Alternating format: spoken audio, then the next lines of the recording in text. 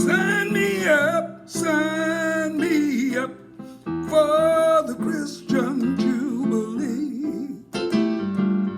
Write my name on the roll. I've been changed since the Lord has lifted me. I want to be ready when Jesus comes. Okay, how about that? Here we are. We're for the short course biblical interpretation class, week number 3. So we started the first week by just discussing the general, what can we know about what somebody else means when they say something, just anything. And how do we decode it, or how do we interpret it so that we get the best kind of beneficial interpretation of somebody else's speech act. So if it's a stop sign, we know that we've done well if we stopped, and that their communication worked. But in a biblical passage, how you know if you interpreted it right is a lot more subjective, and how you know whether you got benefit out of it is also subjective. Last week we did textual criticism. We talked about all the different textual witnesses to our Hebrew Bible. So starting from 250 BC all the way up through the 1500s and even into our own time, and all the different ways that the Bible was written and copied over the 1400 years, that we have actual evidence of the Bible being a thing. So that's what we did last week. And of course, when you have copies, you have different copyists making mistakes or changing things on purpose, and we talked about that last week. This week, we're going to be talking about form and tradition criticism. And I do want to make one little caveat is I should have done source criticism this week. I didn't. I did form and tradition, and I'll do source next week, but it would have been better to do them opposite because source criticism came before form and tradition criticism. But we're going to, so I'll just do a very quick introduction to source just so we have that under our belts. And let's go to the next slide.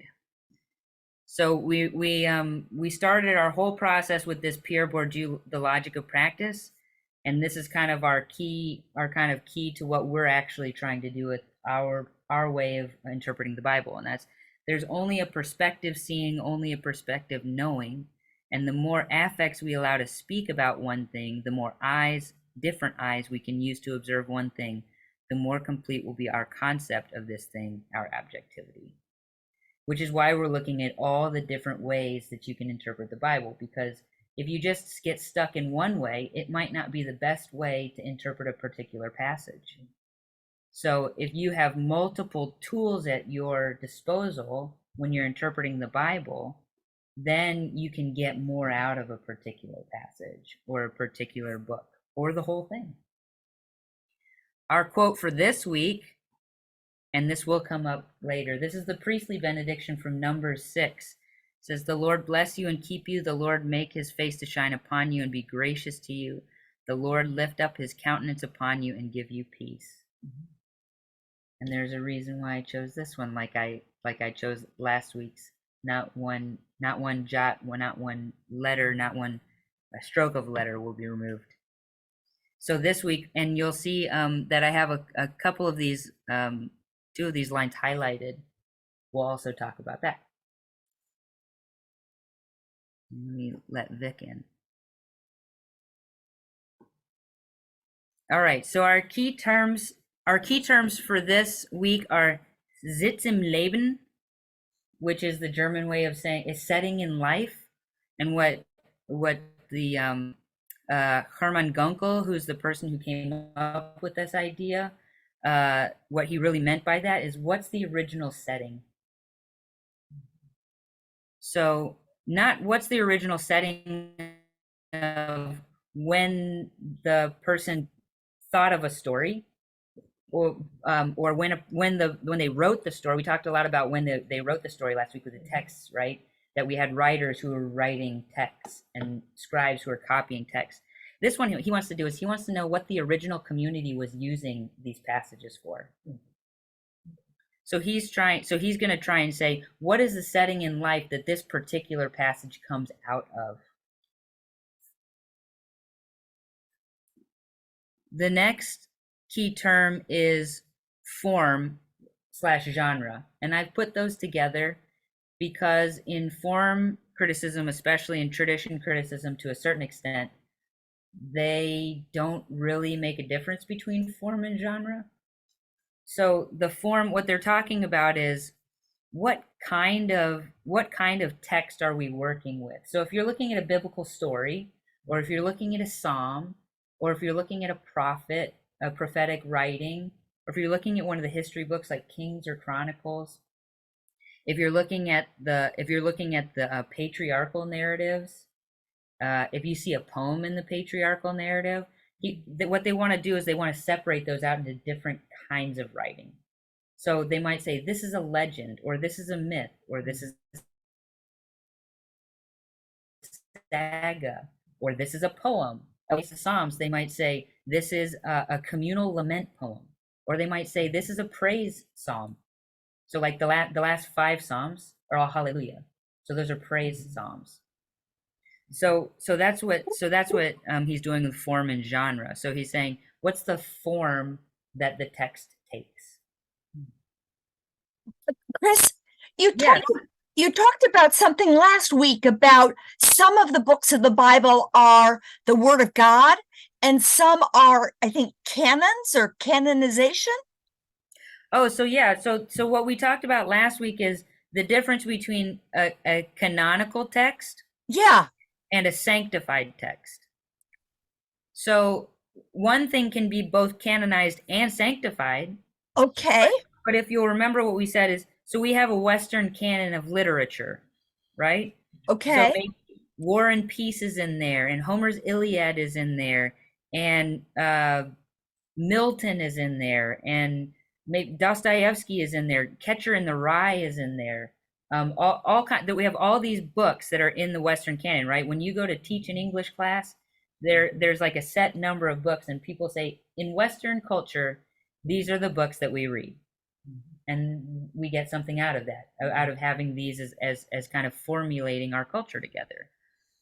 Now, we also have a biblical canon, and we have specific number of books that are in the canon. They're authoritative texts. But with the Bible, over time, what we saw is, and this is why we had the quote of Jesus, right? Not one letter of the law will be changed. Not one stroke of a letter will be changed till all is fulfilled. And what that showed is that he already had a canonical text. They already had, we know that from 250 BC in Qumran, there was a set of texts that included Genesis, Exodus, Leviticus, Numbers, Deuteronomy, Isaiah, Lamentations, Song of Songs. So they had the whole canon of about 22 biblical books, and the 12 prophets, the 12 minor prophets, were in one scroll together. So they had that canon, but because they copied it freely and because they felt free to change things, we know it was canonical, authoritative, but not necessarily sanctified, because when a work becomes sanctified, when it becomes holy and it's the word of God, then all of a sudden you can't change anything. And that's what Jesus is saying. He's recognizing the fact that at his time, the Bible was something you didn't change, not even one letter, not even a dot on an I. You would not change. So that's the difference. So that's what I think what you're talking about, Vic, is the difference between something that's canonical and something that is sanctified. So when we're talking about form and genre, right? So we're looking at texts that are becoming canon. So that's what they're really doing at this stage is they're trying to get before any of these texts were canonical. Okay. What they'll do is as later author, and I'll go through this, as later scholars take hold of form criticism, it starts with just looking at small pieces of scripture. So he's going to pull out something like Exodus 15, which we'll look at later, which is the Song of Miriam and the Song of Moses. And those are poems within the narrative. So they've come out of Egypt. Pharaoh has chased them to the Red Sea. They've gone through the Red Sea. The Red Sea has covered all of Pharaoh's horses. And then the next chapter after that, it's basically two poems: the Song of Moses and the Song of Miriam. Hmm. And the songs are horse and rider he has thrown into the sea. That's how the Song of Moses starts, and that's the whole of the Song of Miriam. And we'll see. And I have that on a slide later.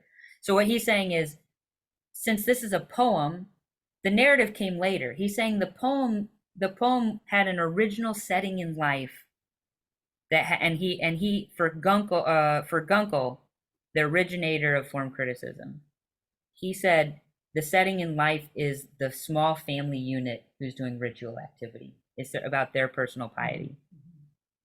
And so he's taking just small chunks of text. Later on, what we're going to see, and we get to strands of tradition, what we're going to see is that the later form critics like Von Rad and Noth, they're going to say, actually, let's look at lots of strands of tradition, not just these tiny little things, but let's look at how the whole thing was put together.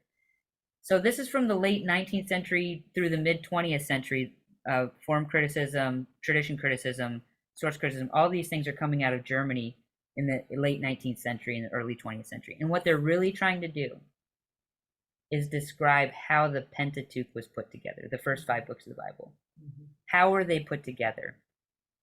Because they notice that there's so many differences, so many different genres, so many different voices of authors. So they're trying to figure that out. And so this is one of the ways they're doing that. They're looking at the form. So that brings us to literary unit. So a literary unit is just any material that you can separate out to talk about. So when we call them pericopes when we're doing preaching, which just means whatever's cut out. It's bookended and you're reading in the middle. So when we do our lectionary, we're using a literary unit. So this week we had from Philippians, they cut it at the front and at the back at a certain point and made it a literary unit for a purpose.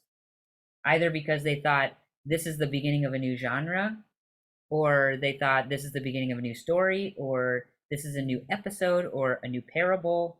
So there are different reasons why you might separate a literary unit out. So the big difference between form and tradition criticisms is going to be how big the literary unit is. Among other things. There's one other big difference, but I'll get into that in a little bit. So the next key term is strands of tradition. Now, a strand of tradition is basically anything that you can separate out. This is for tradition criticism mostly. Any tradition that you can separate out from other traditions. So we're talking about a prophetic tradition, or we might be talking about within a text, we might be talking about the difference between the Exodus tradition and the Sinai tradition, right? So there's the tradition of Moses bringing them out of Exodus, or the Exodus out of Egypt. But there's also the tradition critics would say there's also a separate tradition. Sinai is a separate tradition. The wilderness sojourn, where they're complaining against God and getting all these miracles, separate tradition. And we'll go into how they kind of describe that happening. Let's say another thing that we'll talk about in a little bit is the sister wife stories from Genesis, where either Abraham or Isaac goes into a foreign land and there's a foreign king. Sometimes he has a name and sometimes he doesn't.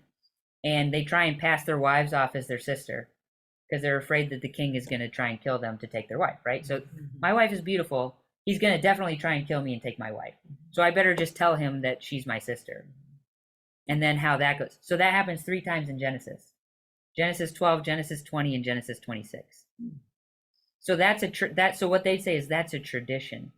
And Gunkel goes on to that. So he says this is a legend or a saga, and or the last one, Genesis 26, I think he calls a narrative history. And so what he uses genre and form to try and tell you how these things developed and what their community was getting out of them. So these are strands of tradition. These are the things that somebody said, go back to the oral tradition, and people had different stories, and one writer and one or many writers brought them together, all these traditions together, and wrote a narrative with all of them. And that includes poetry. So that's it. So an individual strand of tradition is something like, we have Sinai, Moses going up to get the 10 Commandments. That's a tradition, and that's a priestly tradition. So that's what they're doing. And then tradition history. A tradition history is when you have these traditions, trying to trace them back. How do we get them into the biblical book? So how did they pass from the oral tradition to a writer? How were they redacted later, which means edited? How are they edited later? Maybe to add more strands of tradition into them. So each tradition has a history. One of the kind of really interesting ones, and I think I don't know if I bring it up here or later, so I better look at my notes. But when you get to, and I'm sorry if this did your screen, but so can Natalie see slides? I don't think so. I think you're looking at my notes. So well, I'll go That's back okay. to the slide in a second. No problem. Okay. I don't miss anything. So let's think about the tradition of a prophet is what I have here. So you know that a prophet made the statement, or we assume that a prophet made the statement that's in the prophetic tradition, in the prophetic literature, but somebody wrote it down. Actually, if you read Jeremiah 36, that whole chapter is about how he had a scribe named Baruch who wrote all this stuff down for him. So that's one of the ways we know that there was a prophetic tradition of speaking and somebody else writing. Or that's what we assume that that's the case for Jeremiah. We assume that that's the way it worked for most of the prophets. That's an assumption, though. So then somebody writes it down either verbatim, faithfully, or approximately, depending on when it was uttered, whether they were there or heard it secondhand, whether they thought something needed to be changed, if they were writing on a tablet or papyrus and they ran out of space. In that Jeremiah 36, the king burns the scroll because he doesn't like it. And so then Baruch has to copy it a second time. So did he get the actual words of Jeremiah correct? The text says he wrote it exactly down the same way. But it's a question, right? Then you have to see, like, did they remember it? How did they remember it? Was it like the telephone game, that you play with kids, where it goes down the line and it gets distorted a little bit? Then we want to know if it was edited, whether it was collated, like especially with prophetic sayings. They didn't write, 40 books of Jeremiah at one sitting, right? And it might have been a collection of sources then that somebody brought together. They were like, this is attributed to Jeremiah, and this is attributed to Jeremiah, and I want to bring them all together and have a whole thing of Jeremiah and mix it with narrative. There's narrative in Jeremiah. Yeah. So then somebody's brought these all together or combined them with other sayings. The book of the 12 prophets, the minor prophets, it's a collection of sayings that are then associated with a particular prophet. So that shows that somebody edited things. So this is all part of the tradition history. And the form critics are trying to get beyond all of it back to the oral tradition as far as they can, and back to the original setting in life, the original context. All right, so let me see about this. So we got through, those are our key terms. Okay, so to start with, we have form criticism. And form criticism begins with a text. So we notice a literary unit that has a different genre from those around it. And then we ask, what is its setting in life? What's its Leben? And for Hermann Gunkel, who's the originator of form criticism, he said it's a small family unit and it's piety. And then the other important thing for form criticism is, how did it function in that community? And that's why he brings piety in, because what he's going to say is these poems, especially the Psalms and these poems like Miriam's song, he's saying that they were used for liturgies in the household. Interesting. And one of the reasons I think he says that is because during the Exodus, when you have the first Passover meal, there are two different versions of the Passover. There's one where it's a big group thing, and then there's one where it's all about the individual household. All about the individual household getting a lamb. And if two houses need to combine, fine, two houses can combine. But so he sees this as a way of saying that there are these small family units that are doing Judaic religious practices in their house without a centralized cult, without a temple that they have to go into to make sure that they do their stuff. So, Is that phrase not regarded as the singular phrase that's contemporary with the event that is being celebrated? so you mean like this? Sing to the Exodus 15:20 yeah. is the only phrase we have in the Pentateuch that is likely to have been recorded or remembered Right. precisely as it is the most ancient text we have in the whole. Ooh, I actually have one. So the problem with Exodus 15 is that, and the problem with form criticism in general, that one of the issues that it has is that it doesn't always have a historical anchor outside of the biblical text. So what that means is so they thought, especially in the late 19th century, with all the emphasis on archaeology happening, it was just a matter of time before archaeologists learned enough from the material evidence, the stuff that's on the ground, pot shards and inscriptions and things like that. It's only a matter of time. We have all these sites, we know where they are, and now we have professional archaeologists who are exploring these sites. It's only a matter of time before we find all the evidence we need to describe what life was like for people 2,000, 2,500, 3,000 years ago. As you go through the layers, because every town has layers. Each town was built on top of the old town. So if you go down below the layers, then you get more evidence for later and later settlements, depending on where you are. And that didn't really happen. There are definitely some evidence, and I have one that's really interesting in our application section that I'll show you. But this Exodus 15 doesn't have a historical anchor. But Herman Gunkel said he thought that this was the oldest thing in all of the Bible. He thought this went back all the way to the time of Moses. People now question whether there was one Moses, two Moses, three Moseses, all these different, how many strands of tradition are going into the Moses narrative, right? So that's what people are asking today. But Moses' song also begins with these two lines.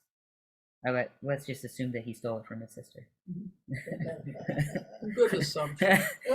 So let's just look at this. So Exodus 15:20 starts. Then the prophet Miriam, Aaron's sister, took a tambourine in her hand, and all the women went out after her with tambourines and with dancing. And Miriam sang to them, "Sing to the Lord, for he has triumphed gloriously. Horse and rider he has thrown into the sea." So when you see this, then you know that you're actually getting into something new. All the time. It's not always, but for this one, a lot of times when you see then, unless it's like he did this, then he did this, and it's just part of a narrative. But you have certain context clues that tell you that the genre is about to change. So we see how this goes from a narrative, right? It tells us what's happening with Miriam, and then it goes into a poem. So he would isolate this poem. He did isolate this poem and said, let's recognize that this is a different form, right? It's not a narrative anymore. It's a poem.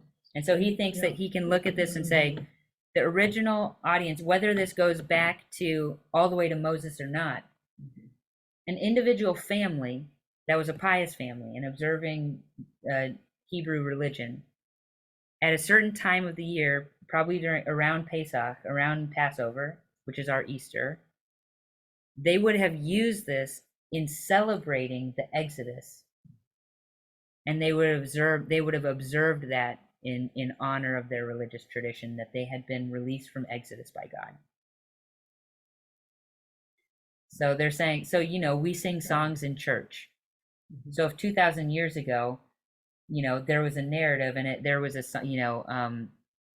be thou my vision, or sign me up for the Christian Jubilee, was just kind of put in the middle of a narrative, they might guess about how we as Christians used that song in worship, is what he's trying to say. He's saying you don't just have poems. Maybe you do. There are some, like maybe the Song of Solomon is a poem that maybe it was just a poet writing this. But he says almost all poems in the ancient world were used liturgically for worship.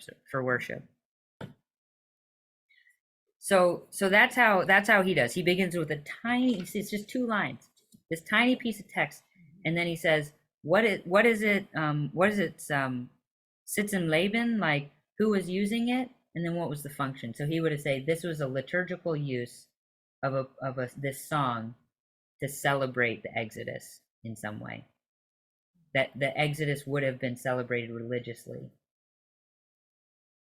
And I think I might have some examples. I think I might have some examples of that in a little bit too. So,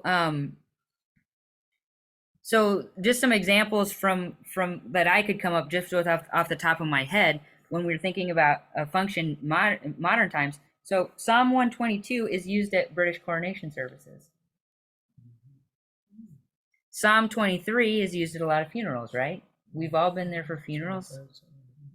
Isaiah is read during Christmas season, right? Unto you a child is given. We read Isaiah at a particular time of year. That's the setting in life for that for us. For Jewish holy days, Leviticus 16 is used for Yom Kippur morning service. That's the Day of Atonement. Leviticus 22 and Numbers 29 on Sukkot, which is actually happening right now. It's the Festival of Booths. Simchat Torah, the giving of Torah, they use Deuteronomy 33 and Genesis 1, and Numbers 29, 35 to 30. And it goes on and on and on. So then we looked at this Exodus 15 example, so we don't have to do that. But so form critics are saying that when they're talking about setting, they don't think they can go back to the original setting of the author. They don't think they can get back to Moses or Miriam, who's the purported author of this song, right? They're not trying to do that. They're trying to see how the oral tradition was received and used by the writers of the Bible. So they start with the text and then they try to say something about the community that created, popularized, or remembered it. So Gunkel said the originating community was the small family unit. Let's see, I don't know if I have on my slides if I have Genesis 12 and all that right now or not. No, so then I moved on to tradition criticism in the slides. So let's get to that. I have this later. So the tradition critics are Gerhard von Rad and Martin Noth. And they're just one generation removed from Gunkel. So they're writing in the mid-century. The early, like from the 20s and 30s on. And they start opposite. So whereas Gunkel, the form critic, starts with the text, the tradition critic starts with the community. So they're saying, we have evidence of these types of communities, like say the prophetic community, like a school of prophets or a school that follows a prophet. And we have the community we have in mind. Now let's look at the text. So they're trying to look at archaeological evidence, however reliable that is. And they're looking at traditional understandings of community life, and then they try to show how different strands of pre-biblical tradition made it into the text. So they both say that the originating community, both von Rad and Noth, they're saying that the originating community, where the tradition started, is the temple cult and the public religious community. Okay? And they're tracing the different strands of tradition that were brought together from the oral tradition by these people who are working as professional scribes in the temple. Noth particularly, so he took this idea of that there was a Deuteronomy so different from Genesis, Numbers, Leviticus, and Exodus, that he's saying that has to be a different author. The source critic said that, which we'll get into next week, but he took it even further. He said not only is Deuteronomy written by a separate author, but that same author wrote Deuteronomy, Joshua, Judges, Samuel, 1st and 2nd Samuel, and 1st and 2nd Kings, and he called it the Deuteronomistic history. And he does this through tradition criticism. So he says they have all these strands of tradition. They're all bringing the same strands of tradition together in these texts. And so he sees it as one author doing all of it. Whereas earlier people would have said, okay, maybe Deuteronomy is different, but Joshua and Judges are basically the same style as the rest of them. They're patriarchal narratives about the prehistory of the pre-monarchic history. So people would have either said Joshua and Judges are part of Genesis, Exodus, Numbers, Leviticus, and Noth is the first one who said no. It's all this Deuteronomy. The same guy who wrote Deuteronomy wrote all of these. So that's what he said. So in tradition criticism, so we start with this temple cult or religious institution, and then we emphasize the strands. So let's look at Deuteronomy 6:20 to 24, and I'll show you why I'm bringing this up and why I have this highlighted to talk about traditions. So when your son asks you in time to come, saying, what is the meaning of the testimonies, the statutes, the judgments, which the Lord our God has commanded you, then you shall say to your son, we were slaves of Pharaoh in Egypt, and the Lord brought us out of Egypt with a mighty hand, and the Lord showed signs and wonders before our eyes, great and severe, against Egypt, Pharaoh, and all his household. Then he brought us out from there, that he might bring us in to give us a land which he swore to our fathers. And the Lord commanded us to observe all of these statutes, to fear the Lord our God for our good always, that he might preserve us alive, as it is to this day. So what he's saying is, here you have this obvious, like, when you start talking about commandments, observations, statutes, when you start saying things like, as it is to this day, that's giving you a sense that there's a community, right? The writer is within a certain community that's not associated with when it happened, right? He's saying, as it is to this day, brings you to at least to a second generation, if not further, because he's saying it happened in the past and it's still the same day. But the other thing to notice is, they notice is that when you move from, okay, we have the wonders that they did against Egypt and Pharaoh and all his household, and then he skips straight to, he brought us into a land which he swore to our fathers. It completely skips Sinai.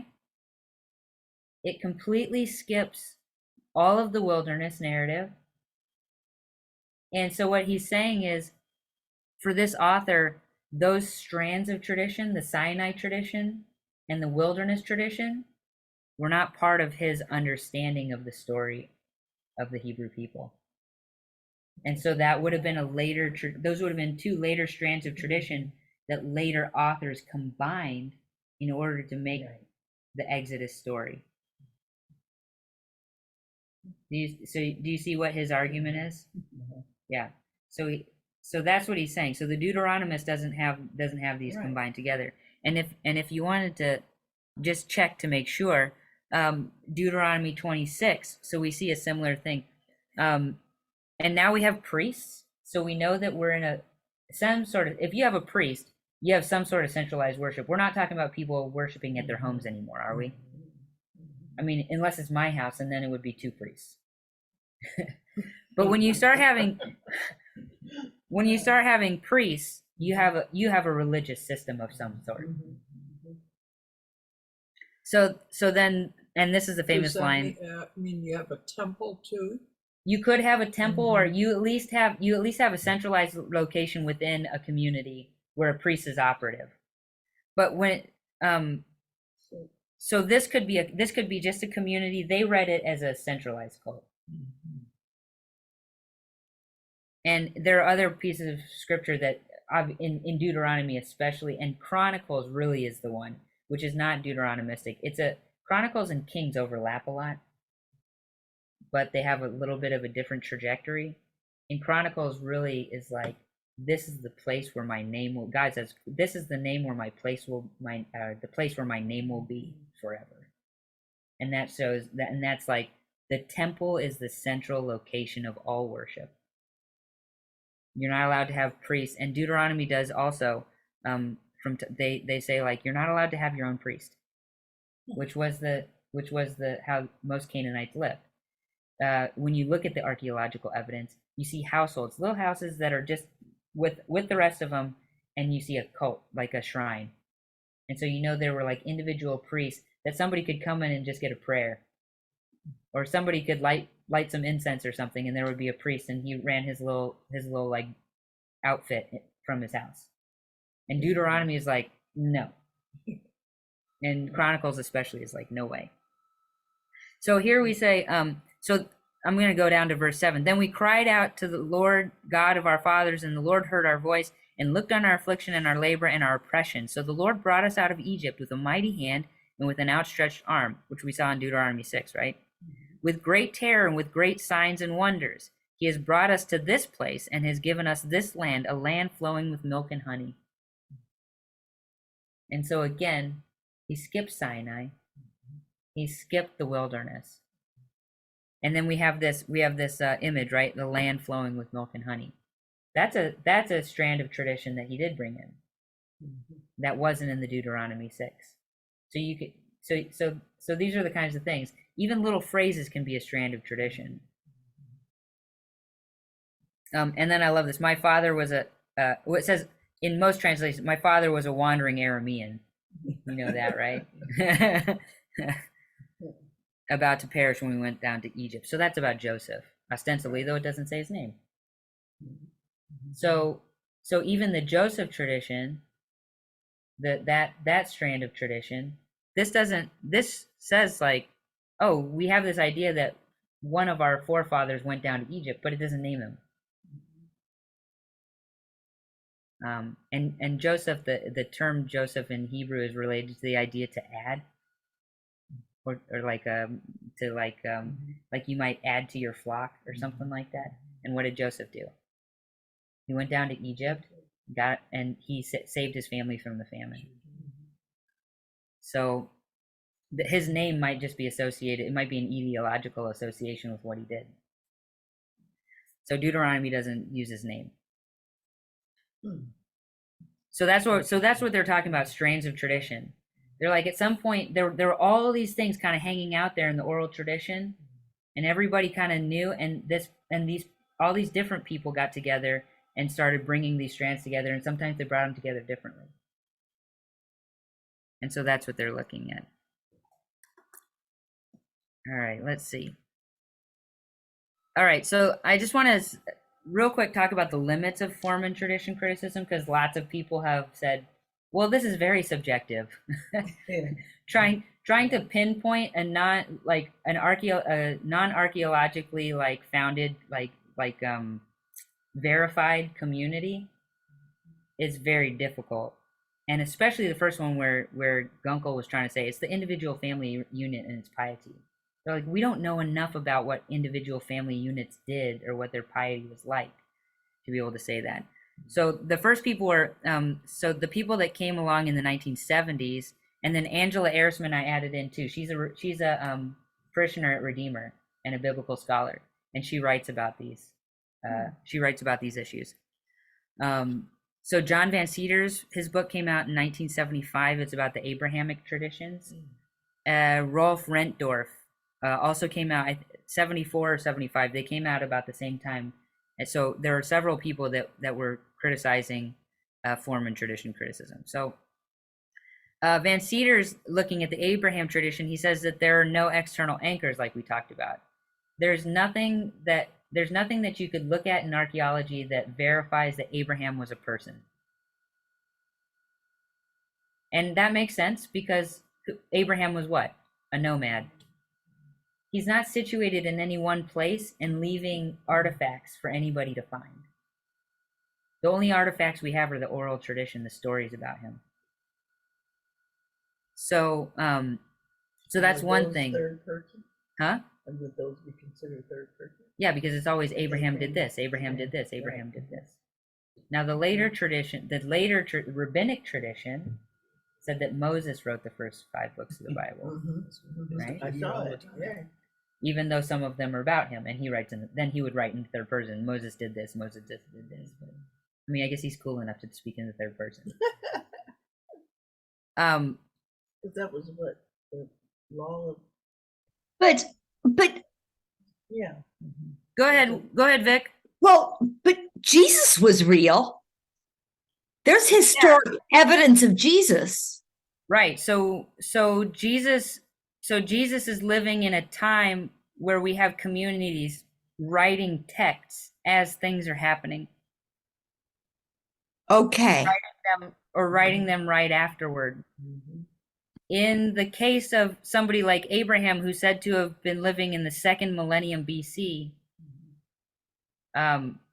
so some people would put it 1400, some people might put it 1800 BC, some people might put it earlier. There are a lot of different ways people date Abraham. Interesting. Huh. There wasn't a lot of writing happening ostensibly when any of these patriarchs would have been living, especially since they're nomads. Right. And the first temples that were erected that would have had the ability to have writing and scribes and prophets who were sitting there that were professionally just living in the temple and being taken care of. Yeah, there might have been some in the ANE, in the ancient Near East. When I say ANE, I mean ancient Near East. There would have been some back in maybe the Bronze Age or maybe earlier, but not in Palestine. Oh. So there's not really a way. I mean, there's no like tablet that says, "Oh, Abraham stopped by today. His name used to be Abram, but now it's Abraham because he saw angels when he was sitting in his tent, and they told him that his wife was going to have a baby and he should name it Isaac." Right? Nobody's writing that. Nobody's like sitting there and recording that kind of stuff for a nomad who's just kind of wandering around and trading sheep with other people. So one of the things that Van Cedars points out is in Genesis 14, which lists not just Abraham, but when it lists the kings in the area of Palestine or Israel who are not they're not attested anywhere outside of the biblical books. So we have lots of inscriptions from Palestine and Israel, especially from Moab around the time after what would have been the David's dynasty. So we hear about Omri, who's in the line of David, right? So there's this thing called the Moab Stele, and it was the king of Moab. His name's Mesha, Mesha, I think, if I remember it correctly. And he wrote a thing about how he conquered a bunch of people and how he really didn't like Omri, who was the king of Israel, and he mentions him by name. So then we have an archaeological anchor for the fact that Omri was a real person. But we don't have that for these lists of the kings in Genesis 14 that Abraham ran into. Right. And then you have names like, so from the sister wife tales, one in the second two, the king's name is Abimelech. But Abimelech just means son of a king. So was that his real name? Or was that a title? Right. These kinds of things. There's no archaeological thing saying, and then Abimelech did this. We don't have an archaeological anchor saying Abimelech was a person. And when his name means son of a king, okay, what they would say in the tradition and even in form criticism is what they'd say is like the genre of these is legendary. It doesn't have to have historical verisimilitude. We just have to remember it as a people. These are the stories that we have from our mythic past. The Greeks had Hercules. They probably would have thought that Hercules at some point was a real person, but they all knew that the things that he did were superhuman, and that nobody in their day could do those kind of things. So they even had, in Hesiod's Theogony, they had the different stages of gods on earth, titans on earth, demigods on earth, and then regular people. They had the ages And they're like, we don't live in that age. They would have thought, yeah, sure, Hercules might have been a person, and he probably did these things, but they're not going to go off and look for the stables that he was trying to wash out for this, for one of the kings, or they're not going to go searching Africa to find the bones of the lion that Hercules killed. That was the important thing. Weren't those things, like to find literal like fragments of Hercules having been there. Now Alexander the Great, later they wanted to know he was at this city, he was at this city. Oh, he visited, they said he visited Troy. So they'd look for evidence of people like Alexander the Great, because they knew historically people had written about him in his own time. But people like Abraham, this is legendary. You're not gonna go look for a nomad's tent and say, I found a piece of Abraham's tent 1,000 years later. That's so interesting, because I went to see Route 60. Yeah. And it's about, all of the findings that they're coming across. Oh, yeah. Israel now. It's amazing. I'm telling you. I'll tell you what. One of the professors from Hebrew Union College, Glick, he started excavating. Nelson Glick started excavating Tel Dan. Tel means hill, or like. So a tell is like, there was a city here, but it got covered with dirt, and it was like a big mound of dirt, and then you dig under it and you find buildings, or at least parts of walls. He found the gate of Dan, and Dan is mentioned, of course, it's one of the tribes of Israel, but it's mentioned in the Bible. And so he had this big gate, and so what does he do? He says, this is Abraham's gate. He gave it a name. He gave it Abraham's name. But is that a historical anchor for the real Abraham? It's a name that Nelson Glick put on a gate that was mentioned in the Bible. But there's no inscription saying Abraham passed through here. If you go to Athens and you go to Hadrian's Gate, in Athens, between the old city and the new city, it says, this is Hadrian's city. It used to belong to the Greeks.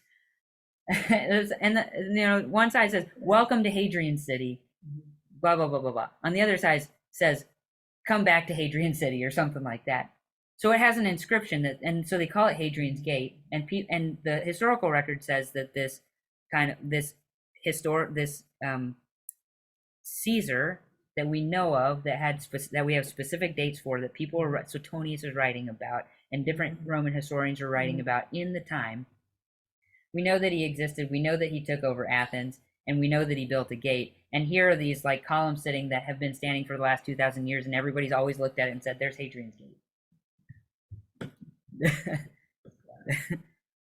So these are anchors in history. But Abraham, there aren't any, and these kings, they don't show up in any lists. So when the pharaohs of Egypt invade, they make lists of all the people they conquered. When the Assyrians come in and invade, they make lists of all the people they conquered. And these kings from Genesis 14 don't show up in any lists yet. Maybe they will someday. So you don't want to be completely skeptical and say these are just made up, because someday, 5 centuries after we're gone, somebody might find an inscription and it has all these people on it. So his basic thing is like, you can't get back all the way to these places. Rentorf said that there was a redactor who he brings up this thing of redactor, and people love this theory of redactor because he wants to look at the final form of the whole text, and he says, well, there were lots of people writing, because we have this idea that there are lots of people writing, but there was one guy who's responsible for bringing it all together, and that's the redactor. And so he didn't like the fact that we were looking at small pieces of text. He wants to look at the whole final form of this thing. And he said that form criticism had failed to make a coherent path to follow the smallest literary units and how they developed into the largest complexes of tradition. So when he looks at our first guy, Gunkel, and he says, okay, so you described what you think is going on with Miriam, but you didn't say how it ended up within the whole narrative of the Exodus. He wants all the small units, all the strands of tradition, he wants to have a tradition history that tells you how they all came together. And so he says there was a redactor who brought all the disparate parts together. And then the last person, the kind of modern, because this just came out in 2021, and Angie is still working on this. And what she says is that form and tradition criticism, they're both doing the same thing from different angles. So one starting with the text and one starting with the community. And they conflate form and genre, and she wants to separate those. So a form might be like a poetry might be your form, or narrative might be your form, but that's not also your genre. Your genre is going to be like a lament poem, or it's going to be a narrative history, or it's going to be legendary history or something like that. So she wants to separate those out, and she says that genres are not a static form that live in the text. So people would look at these sections and say, this genre is this, and we can tell so because the text is structured like this. But she says, actually, like in our brains, genres live in our brains. And that when somebody's using a genre to write a text, they're as faithful as they are to the genre, they're also bending the genre every time they use it. That's interesting. Because you might use multiple genres to write a text. It might be one genre at one point, one genre at the next point, and you're combining them into one kind of thing that has never existed before and will never exist again. So she says genres don't live in the text, but they're learned patterns that set up expectations in our brains for what's going to happen next. So for instance, if I started a story once upon a time, what are your expectations for my story that comes after that? There were 3 people, 2 people, whatever. Yeah. Are you expecting, if I say once upon a time there were 2 people who lived in a forest, even if I said there were 2 people who lived in, let's say, Nottingham Forest, are you going to go searching Nottingham Forest to go try and find these 2 people that I said once upon a time? No. Once upon a time tells you that you're in a kind of legendary type of thing. Now, if I said, and I'm going to use this as an example later, but if I said George Washington lived at Mount Vernon, you'd be like, oh, I can go visit Mount Vernon. I'm going to go look and see what George Washington was like, apart from the stories. So there are different ways so they set up different expectations. A genre sets up a different expectation. If you're and this is what I'm doing in the explore section. So understanding the form of the biblical text helps us to interpret it properly, right? So if you set up an expectation that you're in a legend, it's going to change the way you interpret the text. If you look at this is history, it's going to change the way you interpret the text. So when the sun stands still in Joshua, if that's a legend, fine, that's a legend. That happened way in the distant past, in this kind of valorized past, with this kind of quintessential military figure. And you can say, oh, lots of really things like that happened in this time. If you're like, it's history, then you have to describe how the sun can stand still scientifically. At least in our day, you would have to do that. And people do that all the time, right? They have this is from the battles, when people see it as a different genres from one another. So what would happen if someone started a history of George Washington with once upon a time there lived a man named George? How would we receive that text as a reader? Fanciful. Yeah, a little more fanciful, right? We would expect we would expect some valor. We'd expect him to like save some people. We might expect to learn a moral lesson from it. Then we would say, what connotations would immediately come to mind? Yeah, we're going to have this heroic figure who's going to do something. And would we take the text seriously as a historical text if we started it with once upon a time? I mean, would you, like, if somebody was writing the history of Barack Obama and it said once upon a time? It'd be like somebody's about to tell me something that's hardly believable but may could have happened. What if we had a novel, but we tried to read it like a poem? Is anybody reading a novel right now? I'm listening to a book on tape. I just listened to one by Kurt Vonnegut called Cat's Cradle. That's a satire. Mhm. What if I tried to read that? Like, what if I was like, oh, this is a prophetic piece. I'm reading Kurt Vonnegut. I said, this is a prophetic piece. And he has this character in there called Bakonin, and Bakonin has all these kind of like poems that he writes, and he's trying to form his own religion. And I'm like, every time there's a poem that's a statement that Bakonin writes, this now is a prophetic thing for me, and I'm gonna believe that I'm gonna take this on board as a kind of part of my religious identity. But Kurt Vonnegut wrote it as a satire. I've expected the wrong thing, and I've made the text do something that was never meant to do. And I haven't actually activated the text properly. So the failure to perform the genre or form correctly could have undesired implications for our faith. All of a sudden, I could be listening to the books of Bakonin. All right, so let's look at my applications. Let me get to those. Okay. So here I promised you some George Washington. We'll have to get through this. Okay. Rather quickly, but so I just got this off the internet. I decided not to write this story. Everybody knows this story. When George, said she. So we started, and we know that number one, George Washington's not telling the story. It's not autobiographical. So we can get that genre out.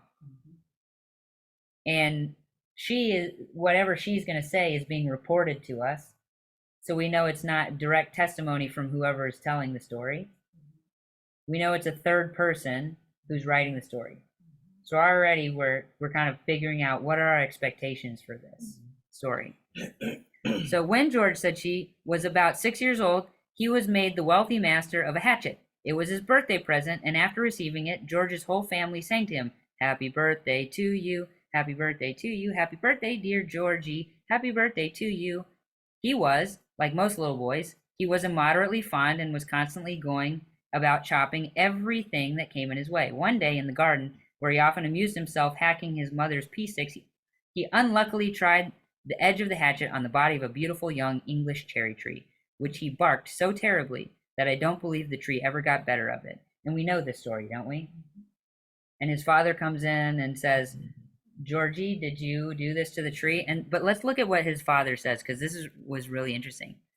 Let's see. "I can't tell a lie, Pa. You know I can't tell a lie. I did cut it with my hatchet." And then the next part is his father's quote. "Run to my arms, you dearest boy," cried his father in transports. "Run to my arms. Glad am I, George, that you killed my tree, for you have paid me for it 1,000-fold." And can I get this out of the way? I don't know if I can. Anyway, so you paid me for it 1,000-fold, and it's a true act of heroism that you have told me a lie. I could have 1,000 trees, but one honest son is all I need, right? The just over the top nature of this, right? Is this like he was there at this and he's reporting directly some sort of historical account? This is like this is taken on legendary qualities, right? It's being told to us by a third person, not George himself, not the person who told the story originally. It's being told by a third person, probably somebody who thought they could make a lot of money if they were the first person to take this story and really give it a really good, like really popular setting, right? But we can go back to, we all know this story, right? He didn't have to write this for us to, in the back of our minds. We have it in our oral tradition, the story of George Washington and the cherry tree. Right? But did you notice any part of it that maybe was not written by the original author of this? Did anything stick out to you as weird besides the kind of over the top?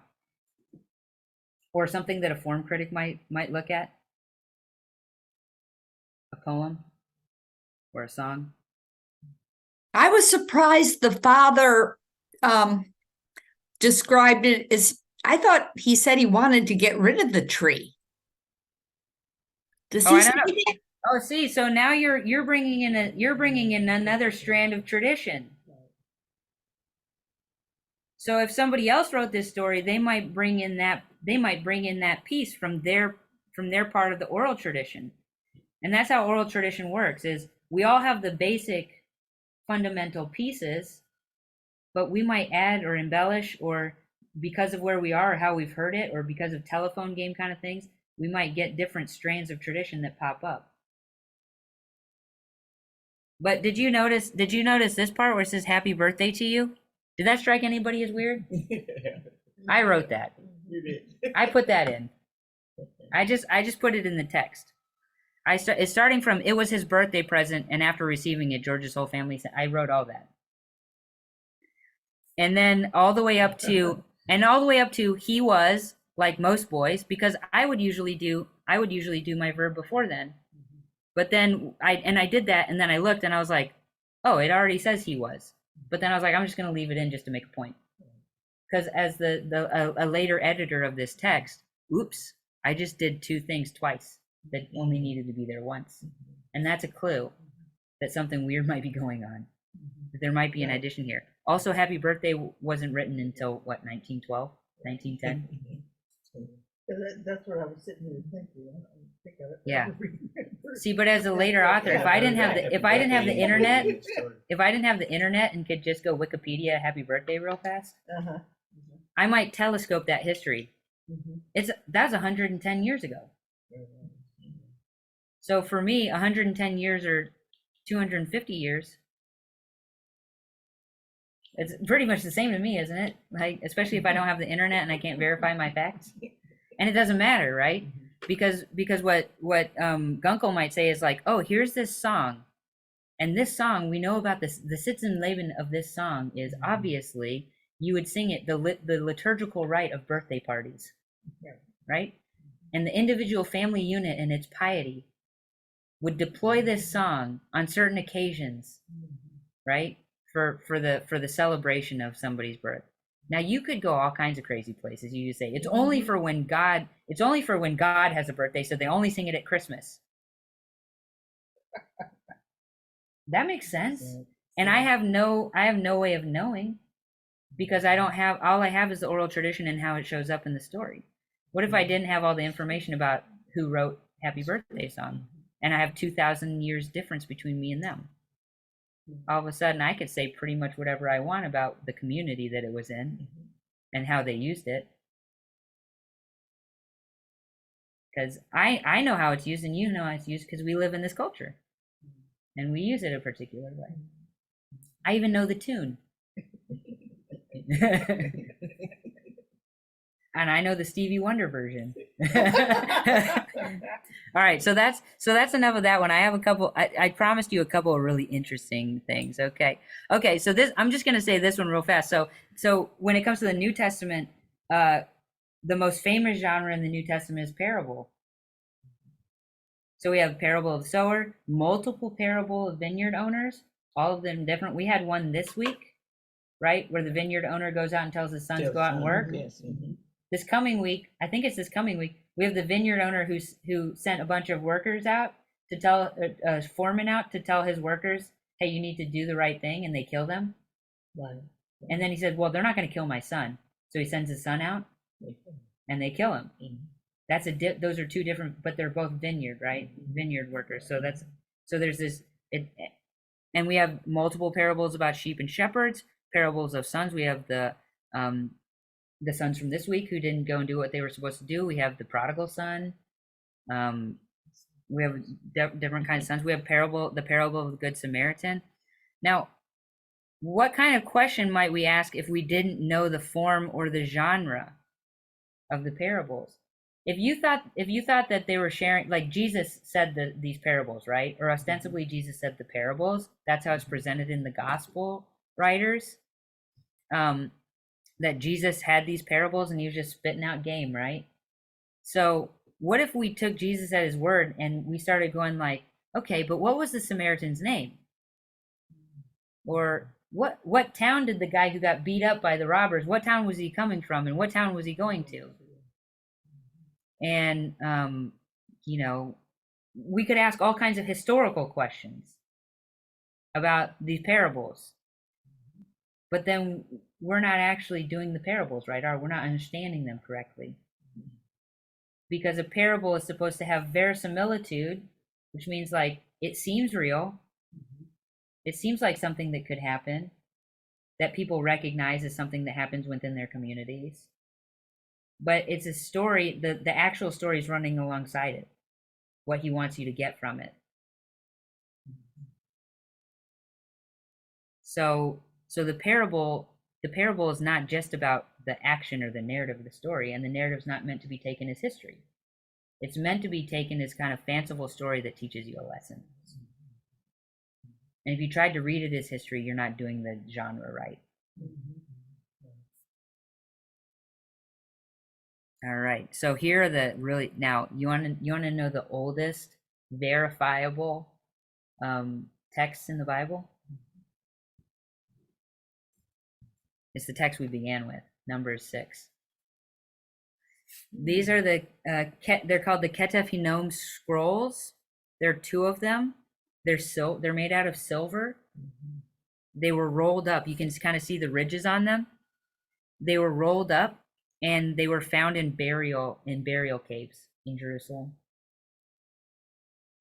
And so I think they were taken to, I don't remember if it was Stanford or Berkeley. They were taken to one of the really good California research places, and this image right here is the actual image of the scroll unrolled, and this image here is the high resolution camera that they used so that they could pick out what the Hebrew letters are.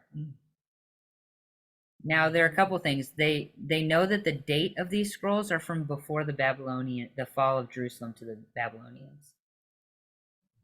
And they know that partially because they have the material, they have the scrolls, but they also, so what happens in Jewish burial, in ancient Jewish burial, is you'll have like benches inside a cave, and the people who just recently died, they'll put them on the bench and embalmed and stuff like that. And then when somebody else goes in to be buried, they only have a couple of benches.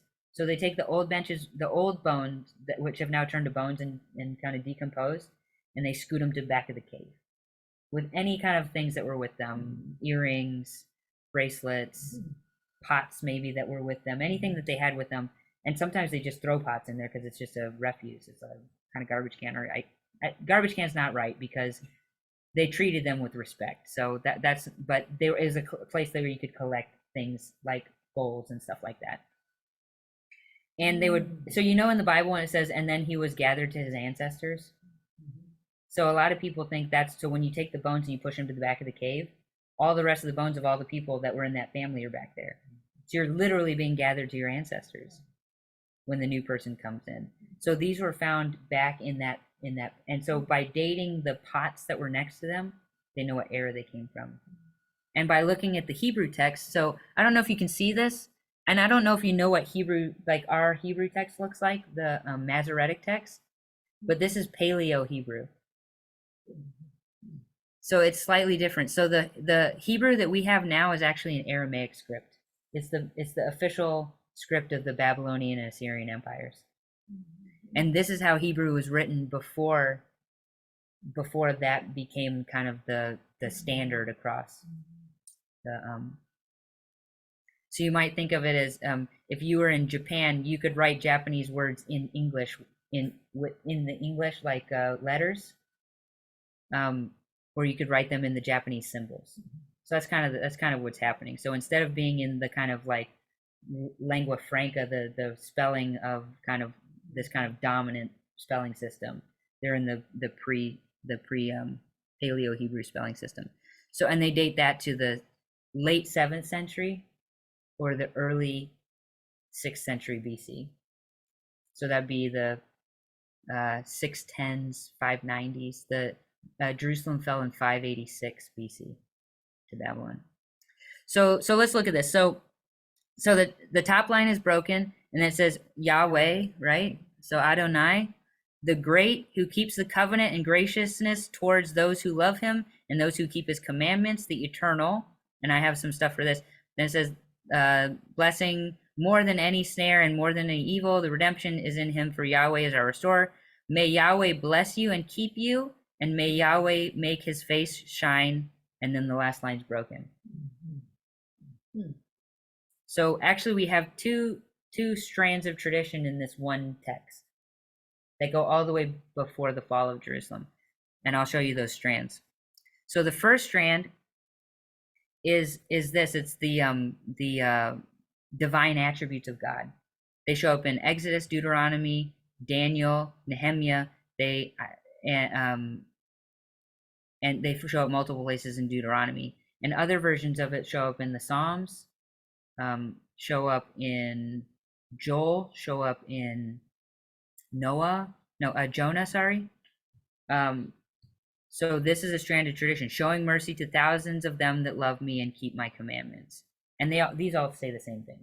I just wanted to show you that this strand of tradition has been used by all of these authors in That's different ways. interesting. Yeah, is that supposed to be Nehemiah? Yeah, Nehemiah. Yep. Okay. Yeah. So You said it differently.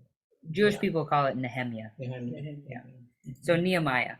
Yeah. So you can see that why somebody would think this is a strand of tradition Right. that goes back to some sort of oral form, because all these disparate authors are using it verbatim.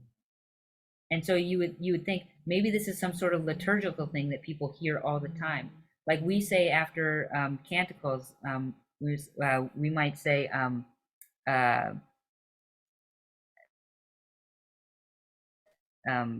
glory to the Father and to the Son and to the Holy Spirit, as it was in the beginning, is now, and will be forever. Amen. If you say that enough time for enough centuries, nobody has to write that down for you to get it right verbatim. Okay, so that's the first one. And then the second one, so in the second one, so Adonai, yeah, may you be blessed by Adonai, the warrior and helper and the rebuker, rebuker of evil. May Adonai bless you, keep you, make Adonai's face to shine upon you, and grant you peace. So that's the second Ketef Hinnom scroll. And then from the beginning, the Lord bless you and keep you. The Lord make his face to shine upon you and be gracious to you. The Lord lift his countenance upon you and give you peace. And actually, this part, the make his face shine upon you, lift his countenance upon you, the face upon you and countenance upon you in Hebrew, they're exactly the same. So it basically says, so they just, in English we say countenance, but the Hebrew says face. And these parts are the parts, the bold parts are the ones that don't show up in the Ketef Hinnom. So that was just added at a later date. So these are the oldest texts biblical texts that we have evidence of, and they show up in this super short form, which shows you that actually maybe the form critics and the tradition critics were onto something, even if the way that they described it there was a lot of speculation. But you can still see that, that's why I say 500 years ago somebody may find something, and all these things, if we're skeptical about it, all these things we say that can't possibly be the case, all of a sudden there's material evidence for this. So I think, like I said last week with the text critics, they had the conjectural emendations. They said, well, this is what must be going on. And then they found the Qumran scrolls 100 years later, or thousands of years later, even in some cases, and they found these in one case it was he was writing in the 1940s, and they found Qumran in 1947. He said this must be the case, and then they look at the Qumran scrolls, and there's one that says exactly what he said it should be. So scholars are smart, and people who put themselves into the text, into the world of the text, can get a certain feeling for the text and start to do the genres properly. If you have enough, and of course, if you look at other like ancient Near Eastern sources that are also doing legends, or like the Ur myths, the Sumerian myths, if you look at legal codes from Babylon, all these things give you a feel of how genre works in the ancient Near East, and all of this is kind of going into the soup. So scholars can have a pretty good idea, but a lot, you still have to call speculation until it's proven. So, anyway, so that's form and tradition criticism. And here, let me get to my here's my bibliography for anybody. All right, everybody. Well, thanks for joining the third session of the biblical interpretation. This was form criticism, tradition criticism. Thank you. And next week we will do source criticism, even though I should have done it this week before form and but it'll be interesting. We'll do source criticism with Wellhausen, and you will just have your mind blown. Sign me up for the Christian Jubilee. Write my name on the roll. I've been changed since the Lord has lifted me. I want to be ready when Jesus comes. Oh, when he comes. Oh, the trumpets will sound loud when my Jesus comes. Oh, the saints in Christ shall rise. I've been changed since the Lord has lifted me.